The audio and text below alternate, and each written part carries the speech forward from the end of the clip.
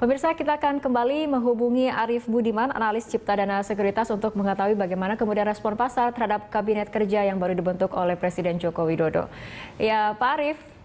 Selamat sore. Ya, Pak Arief, mengenai nama-nama dari tim ekonomi Kabinet Kerja Jokowi JK yang dipilih oleh Presiden, seperti itu ada nama Menko Perekonomian Sofyan Djalil dan juga mungkin namanya tidak baru ataupun masih familiar, yaitu Menteri Keuangan Bambang Brojonegoro. Ini sebetulnya apakah nama-nama yang ada di tim ekonomi Kabinet Kerja sudah sesuai dengan ekspektasi pasar atau justru di luar ekspektasi? Kalau saya lihat ya untuk Bapak Bambang Brojonegoro itu sudah sesuai dengan ekspektasi pasar ya. Karena dia sebelumnya kan Wakil Menteri Keuangan di era SBY ya. Kalau untuk Sofyan Djalil mungkin ada di luar sedikit ekspektasi. Cuma kalau lihat track record dia kan dia juga sudah berpengalaman di zamannya SBY JK dulu ya. Sebagai Menteri Equine juga ada Menkominfo. Harusnya tidak terlalu negatif juga gitu ya. Oke, tapi kemudian dengan adanya nama-nama mungkin yang masih ada di luar ekspektasi pasar, walaupun kemudian tadi ada nama-nama juga yang sesuai dengan ekspektasi, apakah kemudian ini juga yang membebani pergerakan IHSG untuk hari ini sehingga kemudian pergerakan di zona positifnya tidak bertahan lama dan justru ditutup di teritori negatif? Mungkin sebagian juga dipengaruhi oleh aksi jual atau profit taking dari investor domestik ya. Mungkin indeks dari minggu lalu kan naiknya cukup lumayan dari 5.040 sempat ke 5.100 ya. Mungkin sebagian investor lokal udah mulai melakukan aksi ambil untung.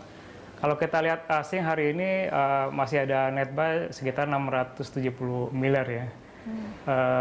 Memang transaksi relatif agak sepi sih hari ini di bawah 4 triliun. Kalau untuk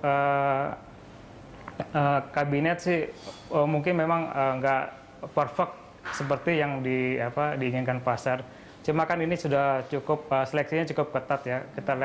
Kita lihat dulu kan lewat KPK juga PPATK sudah disaring untuk mencari orang-orang yang bersih.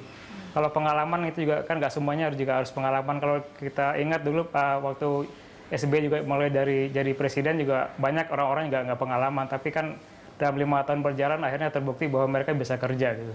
Mungkin Pak Jokowi juga seharusnya sudah mulai meneliti orang-orang yang masuk di kabinet dia. Ya. Baik, Pak Arief, dari kabinet kerja yang disusun oleh Presiden Joko Widodo seperti itu, apakah Anda menilai gambaran bahwa kabinet ini kabinet yang pro pasar atau bagaimana? Kalau dari tim ekonomi saya rasa cukup pro pasar ya. Mungkin walaupun beberapa nama yang diekspektasi seperti Pak Dahlan Iskan, Sri Mulyani, Pak Agus Marto memang tidak masuk. Mungkin di sana kan juga ada kompromi politik ya, antara partai pendukung dan juga dengan Pak Jokowi. Tapi kan kalau kita lihat proses seleksinya sudah cukup paling ketat lah seperti itu. Oke, tantangan utama apa menurut Pak Arief yang kemudian dari pelaku pasar sendiri, Menteri Perekonomian ataupun tim ekonomi dari Kabinet Kerja Jokowi JK ini kemudian harus dilakukan pertama kali? Yang pertama kali harus dilakukan adalah menaikkan BBM seperti yang sudah disinyalkan oleh Pak Jokowi dan Pak JK kira-kira 2 bulan sampai 3 bulan yang lalu ya. Itu akan dianggap positif sekali oleh market kalau dia langsung menaikkan BBM untuk di bulan November.